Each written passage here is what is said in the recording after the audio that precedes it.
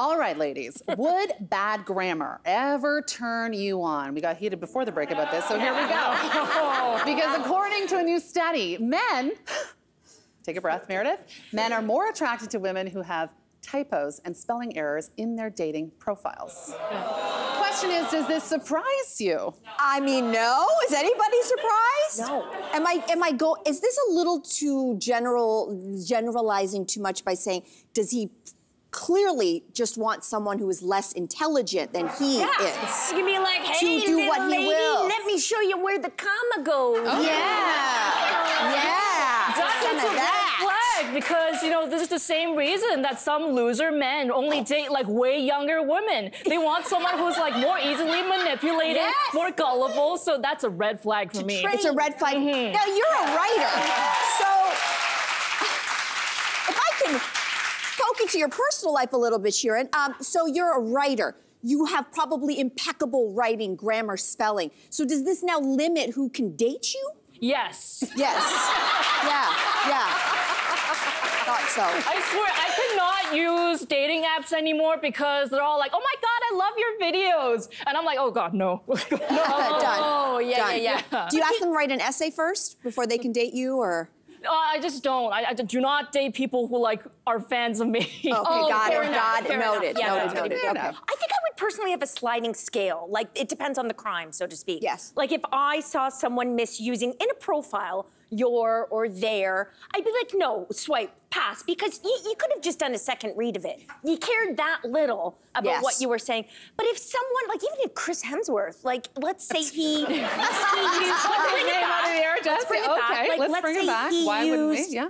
He used I when he should have used me. It's a common one. I would not be upset because I think 95% of the population mixes those two up. Yeah. You just wanted to use you either way. Though, if he used it correctly, that turns me on. When that one in particular, yes. it's like, oh.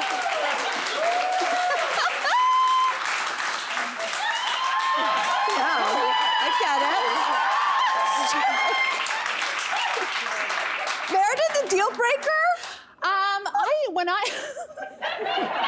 When I saw this, what it reminded me of was honestly going back to school days. And that moment that happens, I think, for a lot of girls in class, you start to recede a little bit because all of a sudden you had this moment where like you put your hand up and you knew the answer and maybe some of the guys in the class didn't, and you started to feel a little like I'm too much, I'm too smart, I'm too, and so you start to retreat. And I feel like this version of it on the dating app is like the grown-up version of that. It's like the guys in the class looking for the girls who don't have their hand up, and I'm like, no, thank you. I love that analogy so much. Good analogy. I feel like that's how that kind of plays out a little bit. But I also, I mean, you don't want to come down too hard. Like, I think it depends on the context. And that's the problem with the app, is because usually when you meet someone, what you know about them first is not how they spell, right? You know all kinds of other things. And then you get to know them, and then you find out they can't spell, but maybe they can do other things really well. And so it starts to balance out. So I feel like the app is just it's a tricky place. It's a good point that you bring up, because if I was dating today and I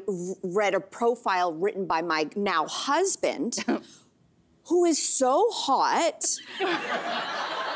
but maybe he wasn't always paying attention in English class. Okay. But you know what is hot? He's not a words guy, but he's a numbers guy. He is a contractor. He has to measure. And you know what's hot? Man can build a house. Yeah. That's hot. That's hot. So he can do math, he can count money, he can build a house. So if you don't know where the comma goes or the semicolon, it's all right, baby, we good. We're good.